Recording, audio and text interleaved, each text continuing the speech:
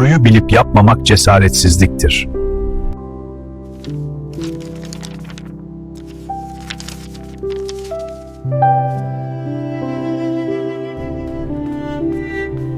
Sorgulanmayan hayat yaşanmaya değmez.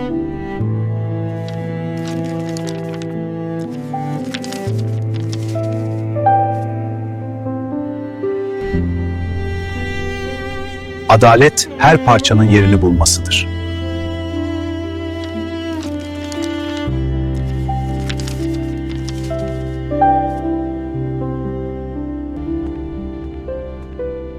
Erdem doğru olanı alışkanlık yapmaktır.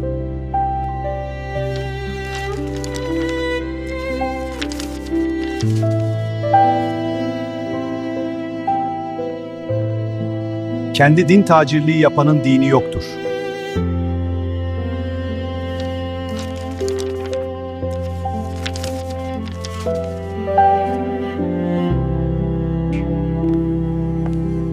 Mutluluk erdemli toplumla mümkündür.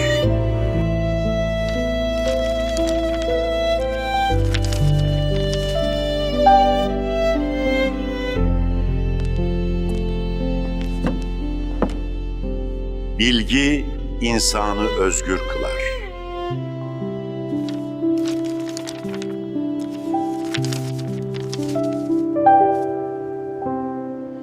Evrenin düzeni ve insanın varlığı üzerine düşündüğümüzde hakikatin bilgelikte yattığını görürüz.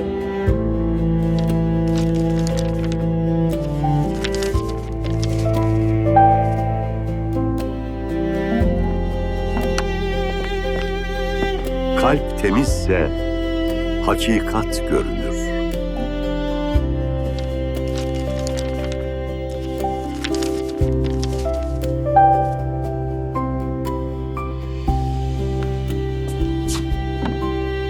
Adalet yoksa düzen çöker.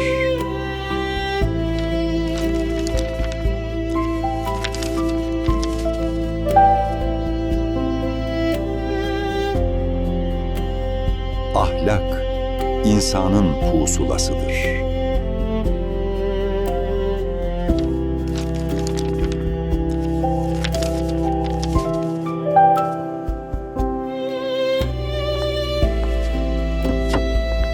Din akla aykırı olamaz.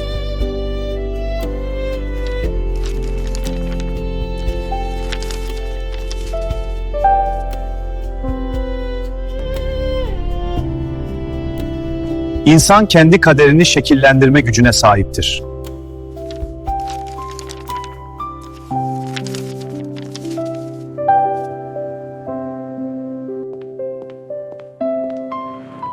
İsyan, hakka yönelen ruhun hareketidir.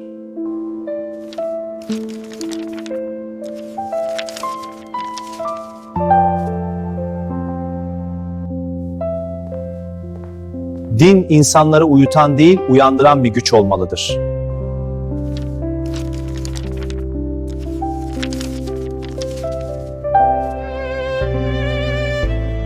Modern insanın krizi, kutsalla bağını kaybetmesidir.